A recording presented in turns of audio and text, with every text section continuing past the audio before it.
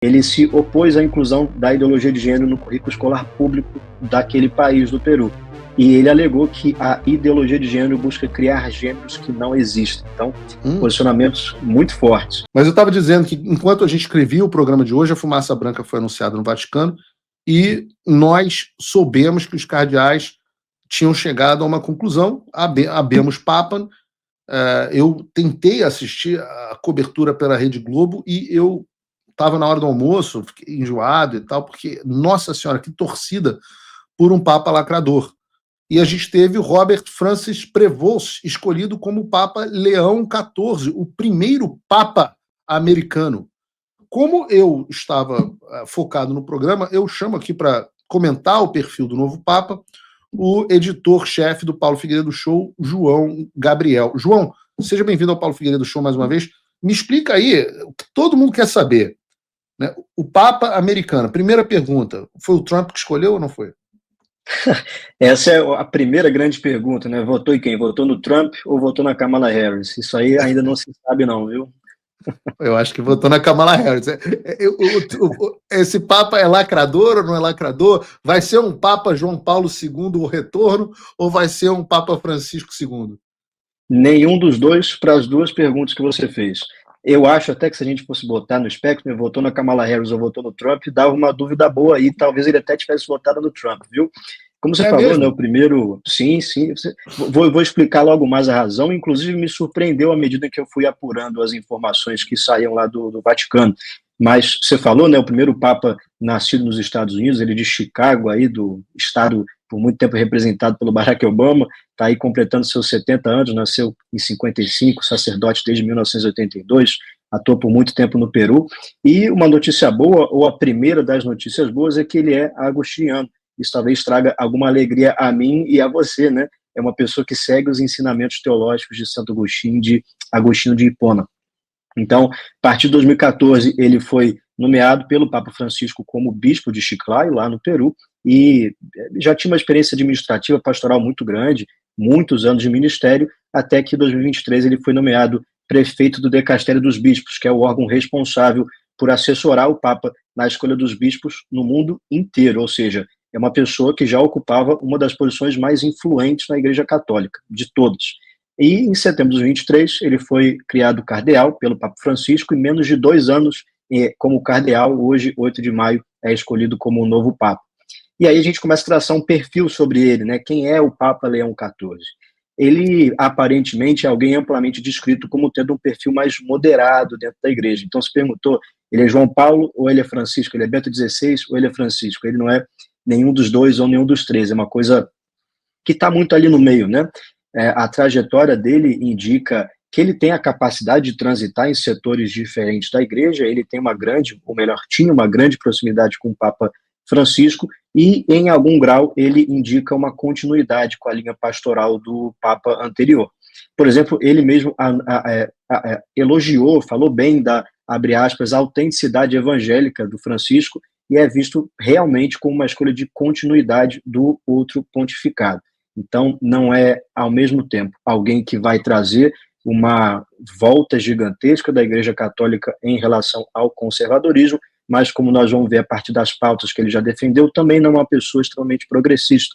Quando a gente fala, por exemplo, de moral sexual e da pauta LGBT, de maneira geral, o Papa Leão XIV já se posicionou de maneira muito clara e evidente sobre essas pautas, o que contrasta bastante com o tom que o Francisco utilizava, né? Ele que ficou famoso pela frase "quem sou eu para julgar", disse ele, né, sobre a agenda homossexual, ainda que a palavra de Deus fale para nós não julgarmos de acordo com a aparência, mas segundo a reta justiça de Deus, Francisco tinha declarado quem sou eu para julgar. E o Papa Leão XIV, por sua vez, já expressou muitas reservas em relação a isso. Em 2012, por exemplo, ele afirmou, e eu vou abrir uma aspas muito importante aqui, ele disse assim: a mídia e a cultura popular fomentam simpatia por crenças e práticas em desacordo com o evangelho. Então já bateu na mídia, já bateu na cultura pop. E aí ele citou explicitamente, nessa mesma ocasião, abre aspas, o estilo de vida homossexual e as famílias alternativas. Então já se contrapondo, em primeiro lugar, à agenda woke e à pauta LGBT. Ele também seguiu a linha oficial do Vaticano, que é contrário, apesar do que estabeleceu o Papa Francisco, a abençoar pessoas em uniões homoafetivas, e ele apoiou a orientação de que não seria lícito dar bênçãos a partir da igreja, no ambiente da igreja, a relações que envolvessem atividade sexual fora do matrimônio constituído dentro da igreja. E com o bispo do Peru, essa aqui é muito boa, com o bispo do Peru, ele se opôs à inclusão da ideologia de gênero no currículo escolar público daquele país do Peru. E ele alegou que a ideologia de gênero busca criar gêneros que não existem. Então, posicionamentos muito fortes, mas nem tudo são flores, né? Eu lembro que a gente trouxe aqui no Paulo Figueiredo Show, logo em seguida à morte do Papa Francisco, as posições expressas pelo Papa na encíclica Laudato Si, posições ambientalistas extremamente radicais e influenciados por toda aquela pauta que quem fez o Fim da América já conhece, né? Então, o Papa Leão XIV apoia essa visão ecológica do Papa Francisco, apoia o que foi dito na encíclica Laudato Si, e ele, de fato, está favorável, ao que parece, a ações contundentes contra a mudança climática, porque ele pensa que esse é um fenômeno diretamente causado, ou pelo menos influenciado, pelo ser humano. Então, resumo da ópera é que tem uma desconfiança em relação ao Papa, tanto do setor conservador da igreja, por posições como essas ambientalistas, e também por conta de uma continuidade do pontificado de Francisco, mas também em relação aos setores progressistas, porque falou muito aí sobre a agenda woke, bateu em bastante gente, bateu na mídia, bateu na cultura pop. Então, é alguém que está ali, de fato, mais em cima do muro, algumas posições mais progressistas, algumas posições mais conservadoras, mas é uma pessoa que não está muito bem definida aí. Nos resta orar para que o Espírito Santo guie o novo Papa, que a graça de Deus esteja sobre ele, que ele seja capaz de liderar, e essa que é a maior denominação cristã do mundo, por um caminho melhor do que o seu antecessor, o Papa Francisco. Mas uma grata surpresa também, eu diria, em relação ao que era esperado. Amém. Eu notei que o pessoal da Globo ficou meio... não sabemos, não é continuidade, mas não... O pessoal ficou meio confuso em qual era o perfil do Papa. Achei que já tinha uma chance positiva. Quando eu perguntei para o ChatGPT, o ChatGPT me falou que achava que ele ia dar mais a continuidade, mas eu gostei dessas coisas que você trouxe hoje, porque realmente nessa pauta de, vamos chamar aqui de woke, lacração, que é a principal pauta no ponto de inflexão no mundo, com a vitória do Trump, vão ver que as posições do Papa são muito mais alinhadas com as posições tradicionais da Igreja Católica. Eu tenho uma enorme curiosidade de ver como o J.D. Vance, né, que é o vice-presidente dos Estados Unidos, que é católico, que inclusive teve com o Papa Francisco pouco antes da morte dele. Eu quero muito ver como é que o J.D. Vance vai lidar com esse Papa, né? Um primeiro Papa americano. Realmente não dá para dizer que os Estados Unidos não estão num momento aí de talvez ressurgimento no mundo. Me preocupa esse tempo dele no Peru, porque Peru tem muita teologia da libertação, né? Muito tempo, diga-se de passagem, né? Várias décadas, e se eu não me engano, ele também virou cidadão peruano, foi nacionalizado peruano. Me preocupa porque a teologia da libertação não é... Aliás, arrumaram uns 2 padres muito ruins também para comentar na Globo, mas pelo que eu sei de Peru, não sei muito de Peru, mas pelo que eu sei, teologia da libertação é muito forte por lá. João, obrigado pela participação, Paulo Figueiredo Show.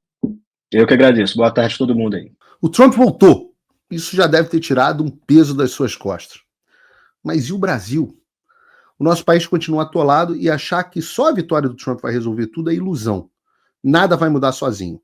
E pode ter certeza de uma coisa: ficar xingando muito nas redes sociais não vai fazer diferença nenhuma. Você vai continuar esperando alguém fazer alguma coisa por você, um político, um salvador da pátria? Esquece. Se ninguém tomar uma atitude, nada acontece. Eu estou fazendo a minha parte. Eu parei a minha vida por isso. Mas, se você quer saber como pode ajudar sem precisar largar tudo, a resposta é simples: apoiando quem está na linha de frente.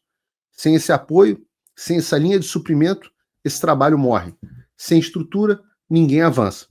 Então acessa www.paulofigueiredoshow.com/apoie, e com $5 por mês você pode fazer parte disso. Se puder mais, eu recomendo, seja um patrono Gold, participe ativamente do grupo que me ajuda a pautar esse debate. O que vai definir o futuro é quem faz e não quem reclama. A escolha é sua.